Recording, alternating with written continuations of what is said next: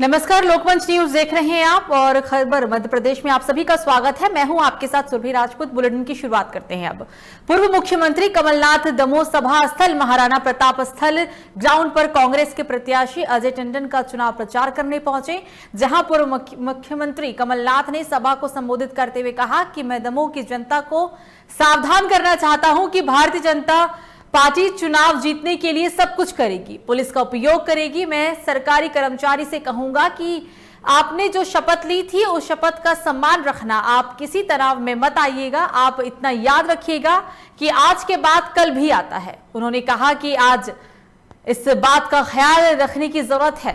उन्होंने कहा कि मैं इस चुनाव को उपचुनाव नहीं मानता। आप अजय टंडन को वोट करते हैं तो आप हमें वोट करते हैं।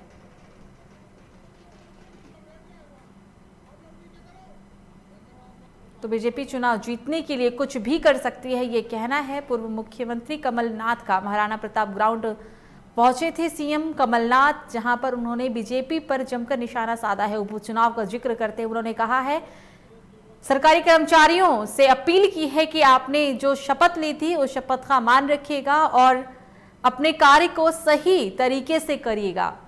यह अपील की गई है मध्य प्रदेश के पूर्व मुख्यमंत्री कमलनाथ के द्वारा।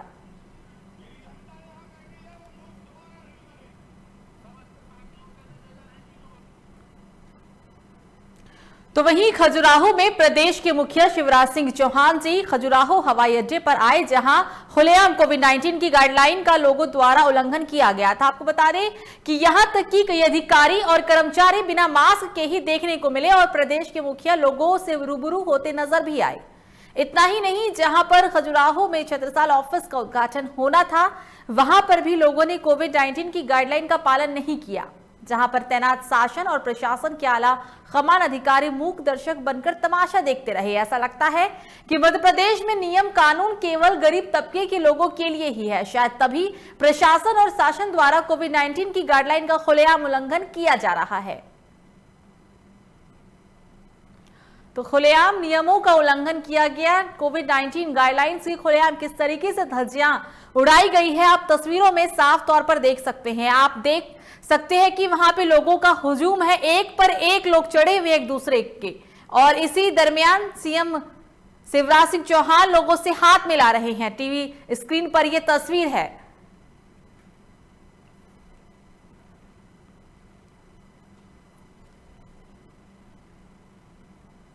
क्राइसिस मैनेजमेंट की मीटिंग के लिए किए गए कुछ निर्णयों के खिलाफ कांग्रेस, बीजेपी सहित कई हिंदू संगठनों ने विरोध के स्वर बुलंद कर लिए हैं। आपको बता दें कि सर्वधर्म संघ ने भी ऐसे निर्णयों के खिलाफ अपनी आवाज बुलंद कर दी है। सर्वधर्म संघ के अध्यक्ष ने एक बयान जारी करते हुए कहा है कि व्यापार व्यवसाय की पहले से ही कमर टूट चुकी है, वहीं चालानी कार्रवाई से आम जनता भी परेशान हो चुकी है। अब धार्मिक स्थलों और आयोजनों को बंद किए जाने से लोगों में आक्रोश की भावना पनपने लगी है। बीजेपी के गद्दावर नेता कैलाश विजयवर्गीय ने भी शासन के इस आदेश की आलोचना की। होली के दिन लॉकडाउन का निर्णय लिया गया। त्योहारों पर लगे प्रतिबंध का चारों ओर विरोध शुरू होने लग गया है। आपको बता दें, क्योंकि जिस तरीके से कोरोना ने एक बार फिर से रफ्तार पकड़ ली है और होली का त्योहार है, शब-ए बारात है, इसको देखते हुए एक बार फिर से सरकार लगातार लोगों से अपील कर रही है कि जो त्योहार है वो अपने घर में ही रह के बनाएं, लोग आपस में ना मिले जुले, जिसको देखते हुए अब क्राइसिस मैनेजमेंट टीम के खिलाफ जो निर्णय लिया गया, अब उसकी ओर से जो आवाज है वो बुलंद होने लगी है।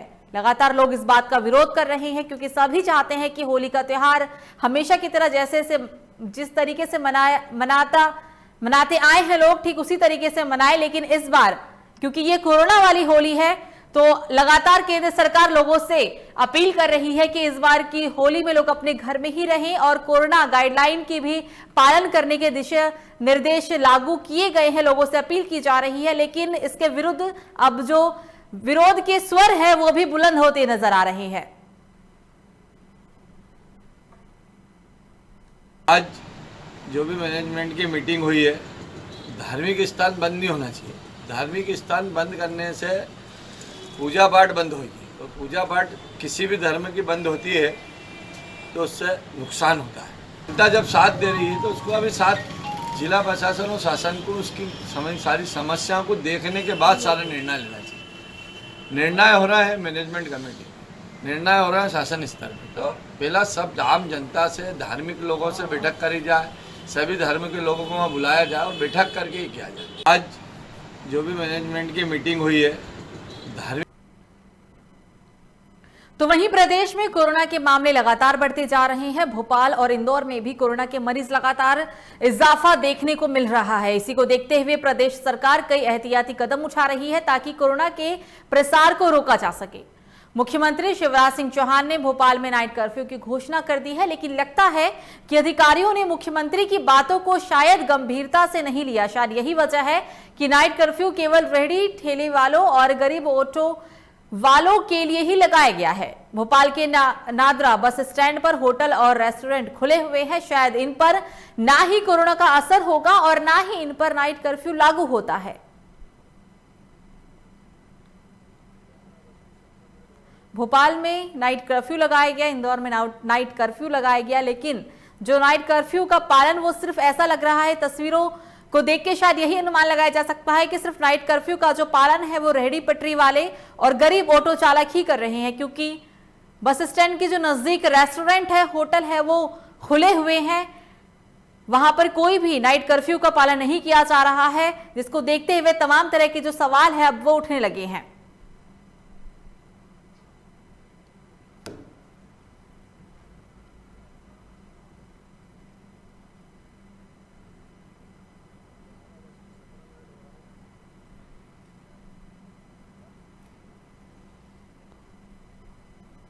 इंदौर क्राइसिस मैनेजमेंट कमेटी की बैठक में होली पर सख्ती और लॉकडाउन लगाने जैसे निर्णय की आलोचना करते हुए विधायक संजय शुक्ला ने कहा है कि बीजेपी सरकार अभी तक गरीब विरोधी थी, लेकिन अब हिंदू विरोधी भी हो चुकी है। रंगों के त्योहार पर सरकार ने कोरोना की आड़ में प्रतिबंध लगा दिया है। होली का त्योहार धार्मिक महत्व के साथ साथ आर्थिक महत्व से भी जुड़ा है।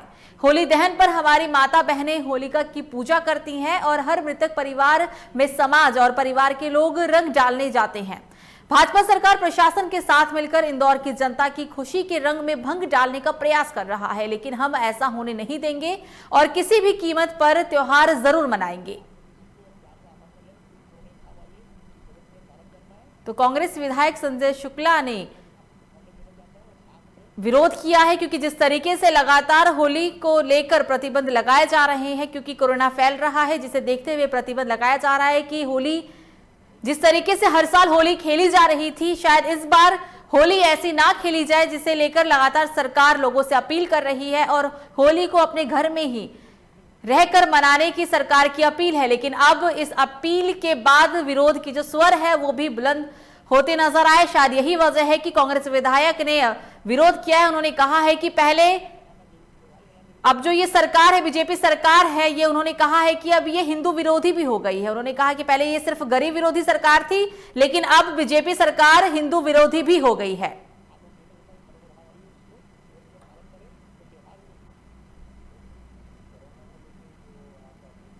क्योंकि आदरणीय मुख्यमंत्री जी इंदौर में आते हैं, 1 घंटे के लिए आते हैं और 1 घंटे के लिए 56 दुकान पर आते हैं और हजारों लोग भीड़ करते हैं, गोला बनाने आते हैं। कोई जनता का पैसा बर्बाद भी कर रहे हैं और उनके लिए कोई सोशलिज्म पालन नहीं है। जो आम जनता, गरीब परिवार के लोग हैं बेचारे, जो छोटी छोटी रोजी रोटी कर रहे हैं, जो कोई पिचकारी बेच रहा है, कोई रंग बेच रहा है, ऐसे लोगों को मतलब बैंड किया जा रहा है। परंतु हवाई जहाज के अंदर 2 घंटे में 200 लोग लगातार एक साथ बैठे रहते हैं, उनके लिए नहीं बैंड नहीं है, क्योंकि वो उनका धंधा चलाना है उनको। परंतु जो गरीब परिवार के लोग हैं उनके धंधे के लिए एक काम बंद किया जा रहा है। कोरोना के बढ़ते खतरे के मद्देनजर जगह जगह पर समाजसेवी मास्क का वितरण कर रहे हैं। इसी कड़ी में मंदसौर की ग्राम पंचायत जिगाह माली के सरपंच प्रतिनिधि दिनेश माली ने मंदसौर सीतामऊ रोड स्थित जिगाव चौपाटी पर 300 मास्क बांटे और राहगीरों को निःशुल्क मास्क इस दरमियान बांटा गया है। बता दें आपको कि बिना मास्क के घूम रहे लोगों को भी मास्क बांटे गए और कोरोना के खिलाफ जंग में सतर्क रहने की भी समझाइश दी गई।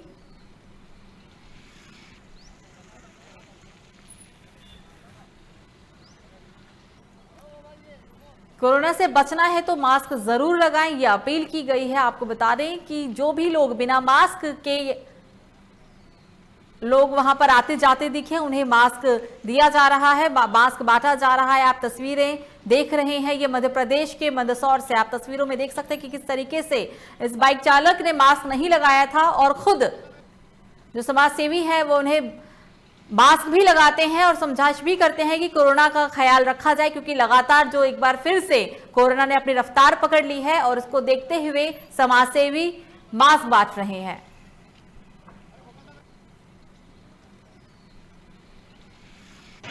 ग्राम पंचायत दिगांव माली की ओर से मास्क वितरित किए गए हैं निःशुल्क, और बहुत गंभीर बीमारी चल रही है इसलिए लोगों को भी जागरूक किया है और सभी को कहा है बिना मास्क से घर से नहीं निकलना है और मास्क लगाकर ही रहना है और सबको जागरूक किया।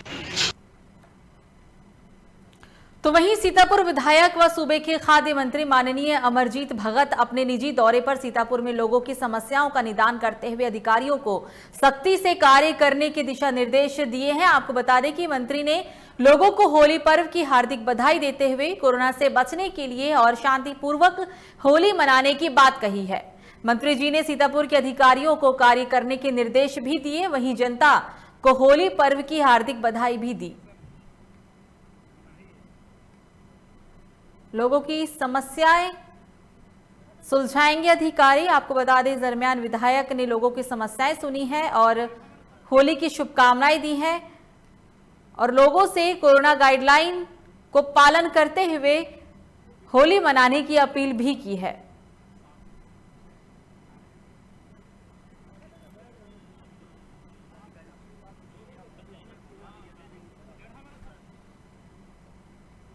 तो वहीं मुंबई से सेंधवा पहुंचे रईस खान ने रोको टोको अभियान में हिस्सा लिया है। रईस खान हिंदी फिल्मों के सुपरस्टार शशि कपूर के हमशक्ल हैं। इन्होंने शहरवासियों को कोरोना से बचने का तरीका अपने अंदाज में बताया और साथ ही इंदौर के मिमिक्री आर्टिस्ट शाहरुख खान ने भी विभिन्न कलाकारों की आवाज निकालकर हास्य रस में डायलॉग बोलकर कोरोना से बचने के लिए मास्क पहनने, सोशल डिस्टेंसिंग का पालन करने का संदेश दिया। लायंस क्लब की ओर से रोको टोको जनजागरण रथ निकाला गया था। आपको बता दें, इस रथ को एसडीएम तपस्या परिहार और नगरपालिका अध्यक्ष बसंती भाई यादव ने रथ को हरी झंडी दिखाकर रवाना किया। एसडीएम तपस्या परिहार ने लोगों से कोरोना गाइडलाइन को पालन करने की भी अपील की। शशि कपूर के हमशक्ल हैं ये, जो सेंधवा से मुंबई पहुंचे हैं। आपको बता दें, इस दरमियान उन्होंने लोगों से अपने अंदाज में कोरोना की गाइडलाइन को पालन करने की अपील की है।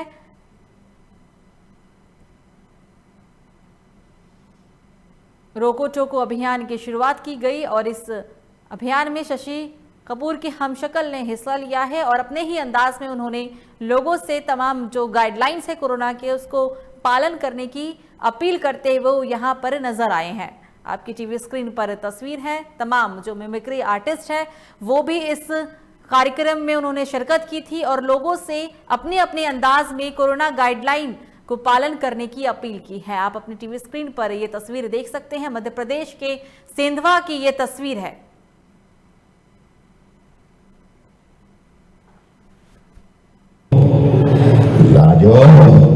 मास्क लगाओ और कोरोना को भगाओ। तो जाओ उस पर जाकर जल्दी से वैक्सीन लगवा लो, कोरोना तुम्हारे घर में आ जाएगा। मास्क लगाना कितना जरूरी है। आप मास्क नहीं लगाएंगे तो जाहिर सी बात है कि कोरोना आपके घर में होगा और आपको संक्रमण। अशोक सोनी परसवार हल्का के पटवारी हैं। अशोक सोनी के खिलाफ आय से अधिक संपत्ति के मामले में ईओडब्ल्यू में शिकायत दर्ज कराई गई थी। आपको बता दें कि आय से अधिक संपत्ति की शिकायत पर ईओडब्ल्यू जांच भी कर रही है। पटवारी के घर पर ईओडब्ल्यू कई जो फाइलें हैं वो भी खंगाल रही है। ईओडब्ल्यू की 25 सदस्यीय टीम 2 राजपत्रित अधिकारी जांच की कार्रवाई कर रहे हैं। बताते चले कि सहडोल और रीवा की पुलिस पटवारी के घर पर तैनात है। निरीक्षक मोहित सक्सेना के नेतृत्व में ईओडब्ल्यू रीवा की टीम कार्रवाई कर रही है। आय से अधिक संपत्ति का ये पूरा मामला है और इस पूरे मामले में ईओडब्ल्यू की टीम कार्रवाई कर रही है। 25 सदस्यीय टीम इस पूरे कार्रवाई को अंजाम दे रही है।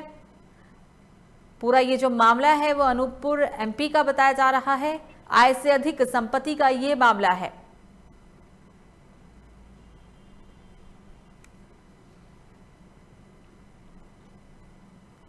तो वही खबर बैतूल जिले के ग्राम आचनेर क्षेत्र से सामने आ रही है, जहां पंजौल गांव में गोवंश तस्करों ने लोगों पर जानलेवा हमला कर दिया। आपको बता दें कि हमले के विरोध में थाना आचनेर में हिंदू समाज के लोगों ने ज्ञापन सौंपा है, जिसके बाद ज्ञापन में कहा गया है कि दोषियों पर उचित कार्रवाई की जाए और अगर उचित कार्रवाई नहीं की गई तो हिंदू समाज के लोग उग्र आंदोलन करेंगे, जिसका जिम्मेदार पुलिस प्रशासन होगा।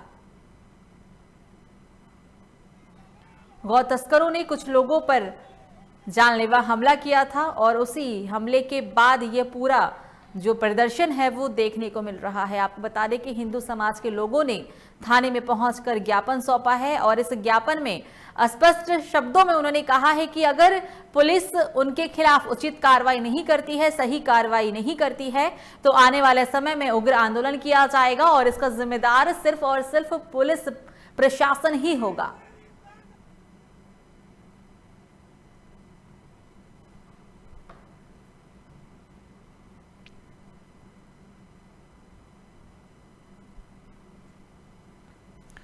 होली से पहले होने वाले आदिवासी पारंपरिक भगोरिया हाट बाजार वाले दिन प्रशासनिक अधिकारियों ने मेघनगर में रोको टोको अभियान चलाकर बाजार में बिना मास्क लगाए घूमते मिले लोगों पर 100-100 रुपए का जुर्माना लगाया है। आपको बता दें कि आदिवासी पारंपरिक भगोरिया में हजारों लोग मेला देखने के लिए उमड़े थे, जिसके बाद कार्रवाई के दौरान कोरोना गाइडलाइन ना पालन करते हुए ये कार्रवाई की गई है। बिना मास्क वालों को 2-2 मास्क देकर घर से बाहर निकलते समय नियमित रूप से मास्क लगाने की बात भी कही गई। जिले में बढ़ते कोरोना संक्रमण के मामलों को देखते हुए जिला प्रशासन के अधिकारी चौकन्ने नजर आए।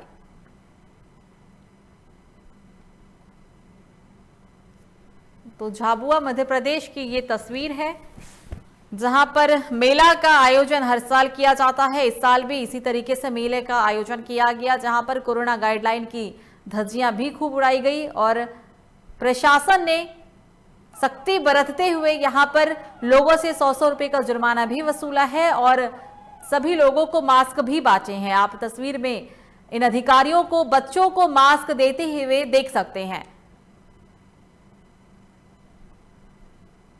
कोरोना का भी प्रकोप शांत नहीं हुआ है। आप मास्क लगा कर रहें, हाथों को सैनिटाइज करते रहें और सोशल डिस्टेंसिंग का पालन करते रहें। बस यही उद्देश्य को बार बार उत्सुकता बस पूछें लोग और इसका पालन करवाना प्रशासन का उद्देश्य है। कोरोना का तो वहीं झाबुआ जिले के मेघनगर थाना अंतर्गत बीती 21 तारीख को हुई लूट का खुलासा आखिरकार आज मेघनगर पुलिस ने कर दिया है। लगातार दबिश और गश्त देकर पुलिस को अहम सुराग दिए गए थे और मुखबिर की पुख्ता सूचना के बाद पुलिस ने ये खुलासा किया है। आपको बता दें कि महज 4 दिनों में ही पुलिस ने इस जानलेवा हमले और लूट की वारदात का पर्दाफाश किया। दरअसल फरियादी कालीबाई एक कार्यक्रम से लौट रही थी, तभी आरोपियों ने मारपीट कर लूट की घटना को अंजाम दिया। फिलहाल पुलिस ने चारों आरोपी को गिरफ्तार कर जेल भेज दिया है।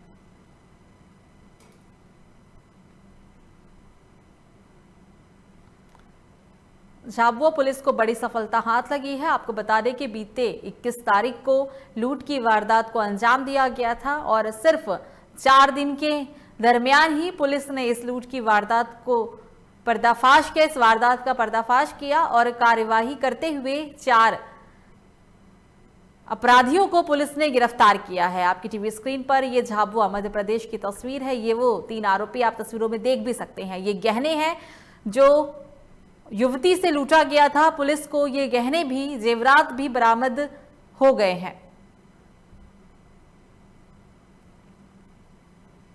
छीना झपटी के बीच महिला फरियादिया के द्वारा जो है एक बदमाश से काफ़ी बहादुरी के साथ उन्होंने उसका सामना किया और उसी के चलते वो एक टी-शर्ट, लाल टी-शर्ट उसके हाथ में बदमाश की आ गई थी। चूँकि उक्त घटना की गंभीरता को देखते हुए पुलिस अधीक्षक महोदय द्वारा जो है जो भी थानला के नेतृत्व में 3 टीम का पृथक गठन किया जाकर जल्द खुलासा करने के निर्देश प्राप्त हुए थे।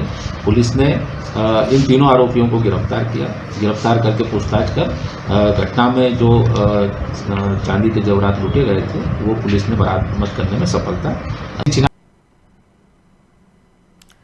तो वहीं खंडवा जिले के पंधाना विधानसभा क्षेत्र अंतर्गत ग्राम भोजाखेड़ी एवं देशगांव के बीच कई दिनों से बायोडीजल बेचा जा रहा था। क्षेत्र में कई दिनों से इस बायोडीजल पंप की चर्चा जोरों पर थी। सूचना मिलते ही 26 मार्च को शुक्रवार को यानी कि नायब तहसीलदार विजय सेनानी, खाद्य विभाग के अधिकारी रोहित देवल एवं पटवारी प्रकाश रंधावा मौके पर पहुंचकर जांच की तो पाया गया कि ये बायोडीजल पंप शासन द्वारा निर्धारित मापदंड के विरुद्ध खुलेआम टैंकर रखकर उसे बेचा जा रहा है। बायोडीजल का सैंपल जांच के लिए ले गया है। बताते चले कि जांच रिपोर्ट आने के बाद ही पता लग पाएगा कि ये बायोडीजल है या फिर कुछ और। मौके पर ना ही तो पेट्रोल पंप संचालक मिला है और ना ही पेट्रोल पंप से संबंधित कोई भी दस्तावेज है। दस्तावेजों के अभाव में अधिकारियों द्वारा पंप को सील कर दिया गया है।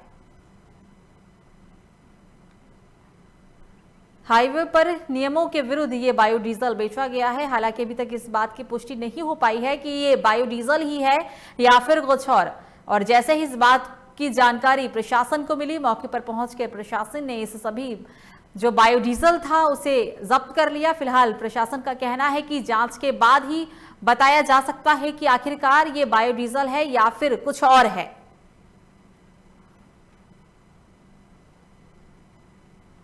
मौके पर जो टैंकर है उस टैंकर में डीजल होना पाया गया, जिसका डिप रॉड की मदद से हम लोगों के द्वारा स्टॉक ले लिया गया है। चूँकि खबर लगने के बाद में जो संचालक है वो संचालक मौके पर उपस्थित नहीं है।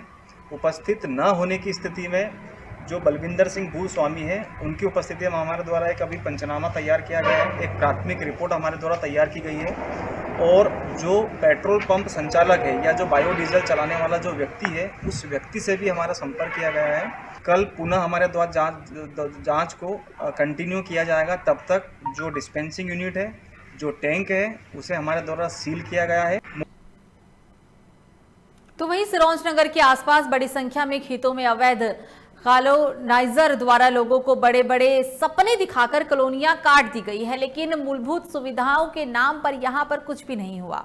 कुछ कॉलोनियों में तो कच्ची सड़क भी बना दी गई, या ना तो सीवर है यहां पर और ना ही कोई व्यवस्था ही देखी जा सकती है। पिछले दिनों अनुविभागीय अधिकारी से कॉलोनी के लोगों ने शिकायत की थी, जिसमें कहा गया था कि बड़े बड़े सपने दिखाकर महंगे दामों पर खेतों की जमीन उन्हें बेच दिया गया, लेकिन मूलभूत सुविधाओं के नाम पर यहां पर कुछ भी नहीं है। शिकायत पर तत्काल कार्रवाई करते हुए सिरोंज अनुविभागीय अधिकारी ने सिरोंज थाना प्रभारी को आदेश दिया है कि 8 अवैध कॉलोनाइजर पर FIR दर्ज किए जाए।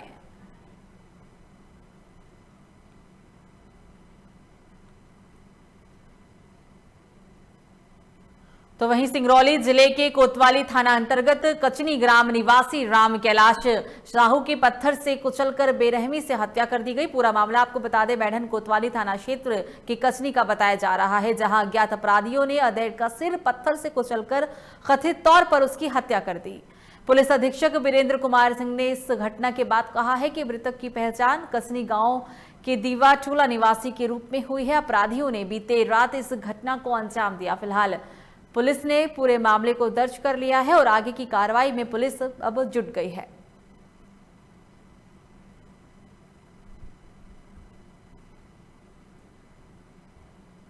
राम कैलाश साहू राम दसौटी के हैं ये, उनकी बॉडी मिली है और उसको पत्थर से कुचला गया है। सूचना पर पुलिस का पूरा बल स्पॉट पे गया हुआ था और अपना स्थल पूरा देखा है और इस पर ये जानकारी मिली कि रात को इनने अपने दोस्तों के साथ में शराब पी थी और उसके बाद जो है मॉर्निंग में इनकी बॉडी मिली। प्रकरण में 302, 201 का भादवी का प्रकरण जो है पंजीबद्ध किया गया है और इसमें इन्वेस्टिगेशन।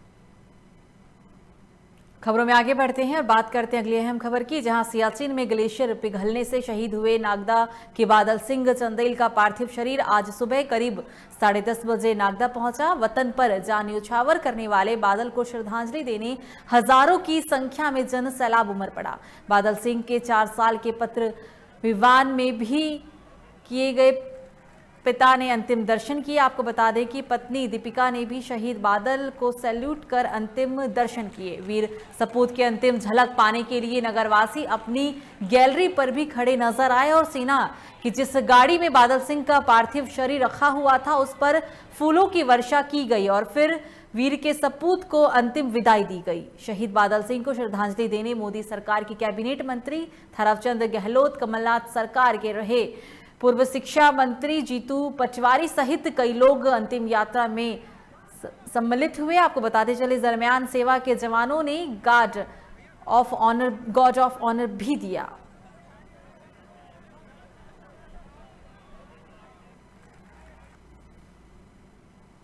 तो वहीं कांग्रेस नेता विवेक तिवारी बावला का निधन हो गया है। पूर्व विधानसभा अध्यक्ष स्वर्गीय श्रीनिवास तिवारी के लाडले पोते थे विवेक तिवारी। आपको बता दें कि दिल्ली के एम्स अस्पताल में विवेक तिवारी ने अपनी अंतिम सांस ली। बताया जा रहा है कि लंबी बीमारी के चलते दिल्ली में उनका इलाज हो रहा था और इलाज के दौरान ही उनका निधन हुआ है।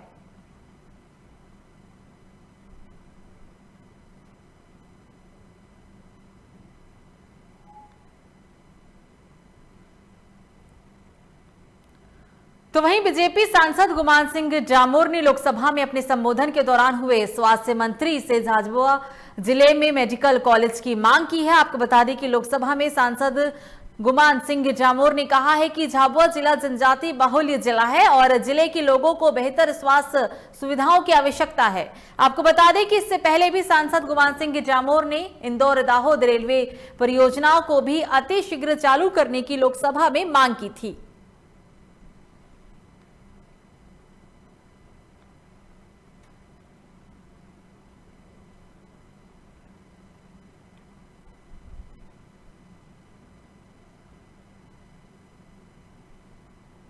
मेरे लोकसभा क्षेत्र के झाबुआ जिले में लगभग 87% आबादी जनजाति समाज की है और इस जिले में सबसे ज़्यादा मातृ मृत्यु दर, शिशु मृत्यु दर, सिलिकोसिस की बीमारी, ऐसी कई प्रकार की समस्याएं हैं और इस समस्याओं से जूझ रहा है। हमारे यहाँ सबसे बड़ी समस्या ये है कि लगभग 35 से 40% लोग मजदूरी पर आधारित हैं और पास पड़ोस के राज्य गुजरात, महाराष्ट्र, राजस्थान में जाते हैं और बीमार होकर आते हैं। हमारे यहाँ स्वास्थ्य सुविधाओं की बहुत कमी है। तो मैं आपके माध्यम से भारत सरकार के स्वास्थ्य मंत्री महोदय से मांग करता हूँ कि झाबुआ जिले को एक मेडिकल कॉलेज दिया जाए जिसकी महती आवश्यकता है। आपने मुझे बोलने का अवसर दिया। खबर मध्य प्रदेश में अभी के लिए मुझे दीजिए इजाजत। लोकमंच न्यूज पर खबरों का सिलसिला जारी रहेगा। आप देखते रहिए लोकमंच न्यूज। नमस्कार।